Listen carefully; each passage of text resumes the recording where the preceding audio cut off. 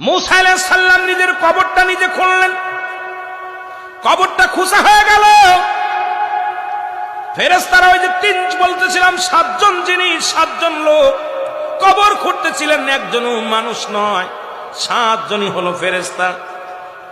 মুসা আলাইহিস সালাম কবরটা যখন খোঁড়া হয়ে গেল, ফেরেশতারা বলে, হে আল্লাহর নবী মুসা, কিছু মনে না করলে আপনি একটু কবরের ভিতরের মাপটা নিয়ে যেত, আপনি একটু কবরের ভিতরে শুয়ে দেখেন, একটু মাপ দেখার দরকার।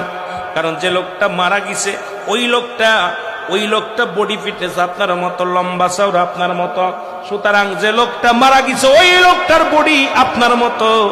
আপনি দয়া করে যদি একটু কবরের ভিতরে শুইতেন তাহলে মাপটা ঠিক করে নিয়ে যেত। জোরে জোরে চিল্লায় বলেন আল্লাহু আকবার।